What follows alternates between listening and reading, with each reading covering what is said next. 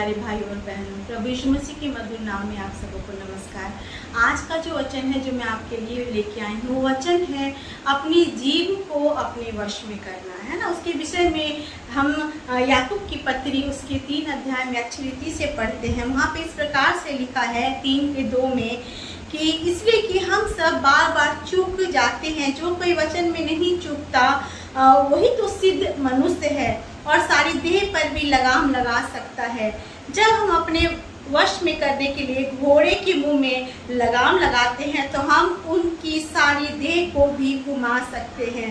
देखो, जहाज भी यद्यपि ऐसे बड़े होते हैं और प्रचंड वायु से चलाए जाते हैं तो भी एक छोटी सी पतवार के द्वारा मांझी की इच्छा के अनुसार घुमाए जाते हैं। यहाँ पे जो है जीभ को वश में करने के लिए 2 जो है उदाहरण दिए गया है कि जब हम घोड़ा जो होता है, जब घोड़ा के ऊपर हम अपने लगाम को लगाते हैं, उसको लगाम जब लगाते हैं तो घोड़ा के हर एक चीज पर हम अपने कंट्रोल को पा लेते हैं ना। अगर लगाम लगाते हैं तो हम जैसा चाहते हैं वो घोड़ा हमारे लिए वैसे मुड़ता है, वैसे दौड़ता है, वैसे आगे बढ़ता है। उसी प्रकार इसमें लिखा है कि जहाज जो है वो बहुत बड़ा होता है ना। क्रूज हम देखते हैं कि बहुत बड़ा बड़ा क्रूज होता है, लेकिन उस क्रूज को या जहाज को जो है एक छोटी सी पतवार जो है ना उससे जो है पूरी रीति से वश में किया जा सकता है कि जैसा वो उसका नाविक चाहता है, जैसा जो शिप में बैठे हुए जो चलाने वाले चाहते हैं, जिसको हिंदी में नाविक कहते हैं, वो जैसा चाहता है वो पतवार को मोड़ता है, उस जहाज को उस पतवार के अनुसार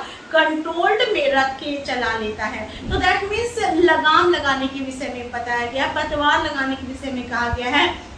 इसी प्रकार ये जो जीव है, वो जो जीव हमारा जीवन क्या है, बाइबल अगर हम आगे पढ़ते हैं तो उसमें लिखा हुआ है कि हमारा जो जीव है वो हमारे पूरे शरीर को शुद्ध और अशुद्ध करती है ना। वो हमारे पूरे शरीर के लिए जीवन या मौत को लेके आती है, अच्छे शब्द और बुरे शब्द, है ना, आशीष और श्राप, सब कुछ इस मुंह से निकाला जाता है। एक पल में हम इसी मुंह से अच्छा कहते हैं, दूसरे ही पल हम इसी मुंह से लोगों को कोसते हैं। तो हम आते हैं आगे के वचन को पढ़ेंगे कि वचन क्या कहता है, जीभ को किस प्रकार से वश में किया जाए। आगे के वचन में लिखा है जैसे ही जीभ भी एक छोटा सा अंग है और वह बड़ी बड़ी डींगे मारती है। देखो, थोड़ी सी आग से कितने बड़े वन में आग लग जाती है। क्या लिखा हुआ कि जीभ जो है छोटा सा अंग है, लेकिन वो बड़ी बड़ी डींग मारती है। ये इसके मुंह से, हमारे मुंह से जो जीभ है, जीभ के द्वारा जो बातें निकलती है वो बकवास की बातें होती है, वो श्राप की बातें होती है। युद्ध में लड़ाई अगर चल रहा है तो अगर हम और अपने मुंह से गंदा बोले तो वो लड़ाई क्या होता है, शांत होने की जगह बढ़ती जाती है। उसमें क्या लिखा हुआ है कि वो पूरे जो शरीर को जो है ना वो क्या करती है, वो अधर्म के लोग तक पहुंचाती है। अगर हम उसमें बढ़ते हैं 5 वचन में लिखा है, देखो थोड़ी सी आग से कितने बड़े वन में आग लग जाती है। सच में एक छोटा सा आग है ना। कुछ दिन पहले हम लोगों ने न्यूज में देखा, जो अमेरिका में है ना, अमेरिका में जो हॉलीवुड जो सिटी है वहाँ पे जो आग लगी, जो कैलिफोर्निया में आग लगी, वो छोटी आग थी। लोगों ने सोचा था कि हर साल की तरह छोटा सा आग यहाँ पे वन में लगता है और फिर खत्म हो जाता है, लेकिन वो छोटा सा आग इतना बड़ा भयानक रूप लिया कि बड़े से बड़े मकान, बिल्डिंग, बिजनेस, है ना, ट्रेड सेंटर, बहुत कुछ जल के ठप के खाक हो गया, है ना। क्योंकि एक छोटी सी आग जो है, जो वो बढ़ती है तो वो विनाश का कारण बनती है। वैसे ही जब हम अपने जीव से डींग की बातें बकते हैं तो क्या होता है, हमारे जीवन में आशीष के बदले क्या आता है, श्राप आता है और हम अधर्म में छिप जाते हैं। फिर आगे के वचन में हम क्या पढ़ते हैं, आगे के वचन में लिखा है जीभ भी एक आग है। जीभ क्या है, एक आग है। जीभ हमारे अंगों में अधर्म का एक लोक है। हमारे पूरे शरीर में बहुत सारे अंग हैं, लेकिन किसी अंग के विषय में ऐसा नहीं लिखा गया, लेकिन जीभ के विषय में ऐसा लिखा गया है कि जीभ क्या है, अधर्म का लोक है। क्योंकि हम इससे ही अपने जीवन को चलाते हैं, इससे जब हम बातें निकालते हैं, कुछ बोलते हैं तो सामने वाला इंसान जानता है ना, कि हम कैसे इंसान हैं। नीति वचन में वचन कहता है कि जो हमारे दिल में है वही हमारे मुंह पे भी आती है। तो जीभ से ऐसी ही बातें निकलती है जो हमारे दिल में पहले से चल रही होती है। तो क्या लिखा है, जीभ भी एक आग है,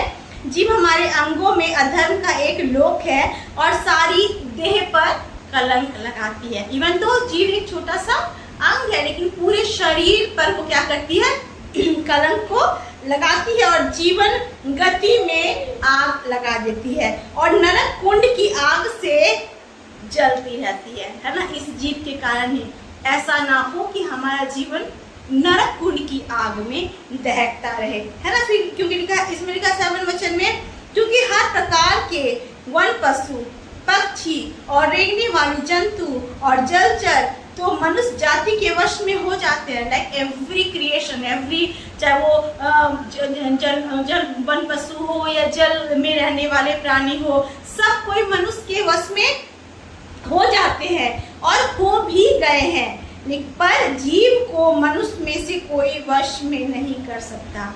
दिस इज वेरी ट्रू, है ना। सच में जीव को मनुष्य अपने वश में नहीं कर सकता। कितनी बार मैंने ऐसे अपने आप को ऐसी दशा में देखा है कि अरे यार मैं ये बोलना नहीं चाह रही थी, लेकिन मेरे मुंह से निकल गया, मेरे शब्द ऐसे हो गए, मैं नहीं चाह रहा था ऐसा बोलना, कोई कहता है, लेकिन मैं ऐसे बोल दिया और देखो इस कारण से मिसअंडरस्टैंडिंग क्रिएट हो गई और लड़ाई थमने की जगह क्या हुआ, लड़ाई फैल गया। तो हमारा जीवन क्यों कहता है कि हमारा जीवन में इतने सारे अंग है, हमारा आँख है, कान है, सब कुछ है, हाथ है, पैर है, पूरा शरीर है, धड़ है, लेकिन उसके बावजूद भी जीव के कारण पूरा शरीर क्या हो जाता है, नरक की आग में, है ना, उस कुंड में, अथाह कुंड में, उस आग में जलने लगता है। Because we could not do, है ना, fair things through this tongue, है ना, क्योंकि हमने इस जीव से अच्छे कामों को नहीं किया, अच्छी बातों को नहीं बोला, अच्छी हरकतों को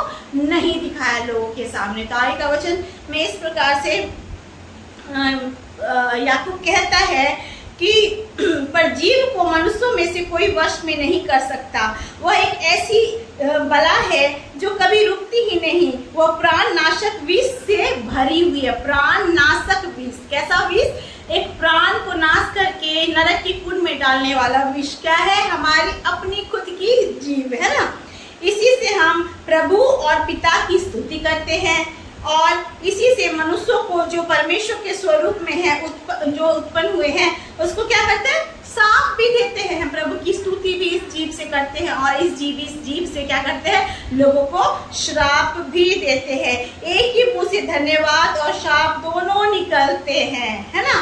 ए मेरे भाइयों, ऐसा नहीं होना चाहिए। क्या लिखा है, ए भाइयों, ऐसा नहीं होना चाहिए। जिस मुंह से हम परमेश्वर की आराधना करते हैं, जिस जीव से हम परमेश्वर की उपासना करते हैं, उसके नाम को धन्य कहते हैं, फिर उसी परमेश्वर के स्वरूप में बनाए गए इंसान की क्या करते हैं, हम आलोचना करते हैं, बुराई करते हैं और शाप लेके आते हैं। जब ऐसा होता है तो ना केवल हमारा मुंह अशुद्ध होता है, हमारे शब्द अशुद्ध होते हैं, लेकिन हमारा प्राण, हमारा जीवन भी अशुद्ध होता है और हम कैसे हो जाते हैं, हम नरक में जाने के योग्य हो जाते हैं। मेरे प्रियो, ये आसान है अपने जीवन को, प्राण को प्रभु को देना, अंगीकार करके प्रभु को कि प्रभु यू आर माय सेवियर करके बच जाना। लेकिन अगर प्रतिदिन हम अपने जीवन में अपने सैल्वेशन का, अपने उद्धार का रक्षा नहीं करेंगे, है ना, तो हमारा जीवन खत्म हो जाएगा। वो जो उद्धार की आशीष है वो भी हमसे छीन ली जाएगी। इसलिए बहुत जरूरी है कि हम वो सोता ना बने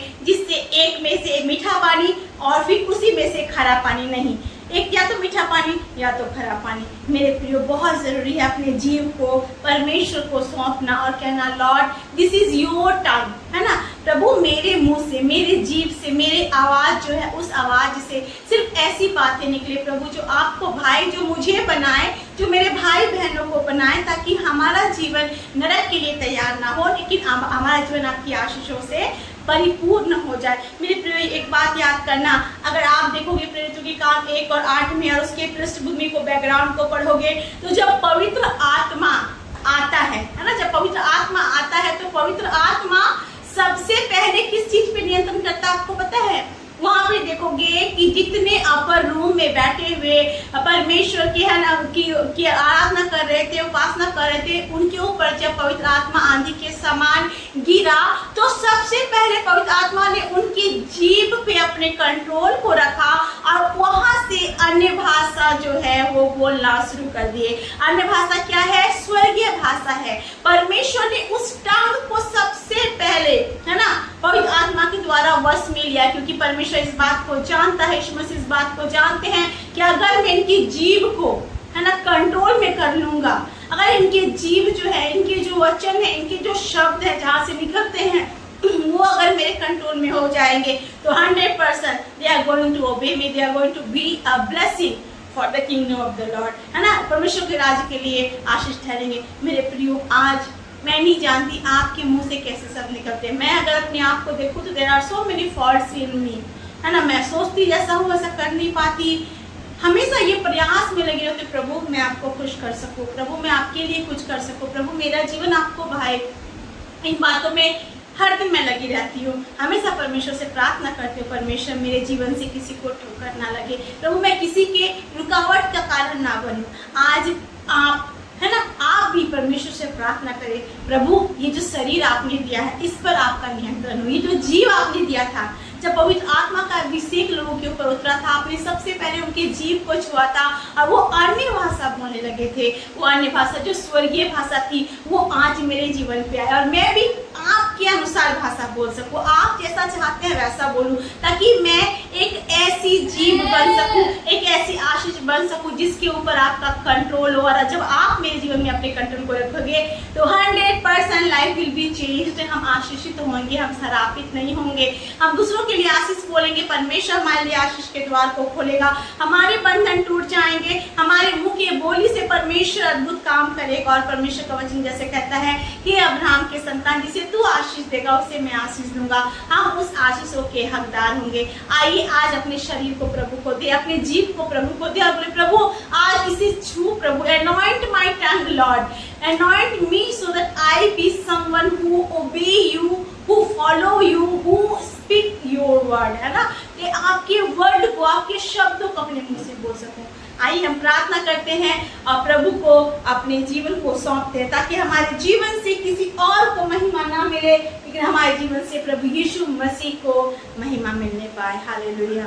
अनुग्रहकारी महान परमेश्वर पिता, आज नम्र दीन होकर आपके चरणों तले आते हैं प्रभु, जैसा कि आपका वचन कहता है ये जो जीव है प्रभु वो अथाह कुंड का जगह है पिता, या तो इसमें नरक कमा सकते हैं या तो स्वर्ग कमा सकते हैं परमेश्वर पिता। प्रभु एक ही जीव से हम मीठी भी बात बोलते हैं और श्रापित बातें भी बोलते हैं प्रभु। आज प्रभु हम दुआ करते हैं हम सब भाई बहनों के ऊपर प्रभु आपका कंट्रोल हो, ऐसा आपने प्रभु अपने पवित्र आत्मा को उंडेला था और उसके बाद प्रभु सभी अन्य भाषा में बातें करने लगे थे, आपने सबके प्रभु जीव को परमेश्वर पिता अपने कंट्रोल में लिया था परमेश्वर। आज प्रभु सबके प्रभु प्रार्थना सुनने वाले हर एक भाई बहन के जीव को अपने कंट्रोल में ले, हमारा जीवन ऐसा हो प्रभु कि हम अपने जीवन से आशीषों को घोषणा करके ले सके प्रभु, हम दूसरों के लिए ब्लेसिंग ला सके, अपने लिए ब्लेसिंग ला सके पिता, हमारे बंधन टूटने पाए। जितने भाई बहन इस प्रार्थना को सुन रहे हैं प्रभु उनका जीवन आज से बदल जाए, let they able to really see a change in their life। बाबा ये जीव परमेश्वर आपके कंट्रोल में होके एक ऐसा जीव बन जाए जिससे प्रभु जो भी हमसे मिले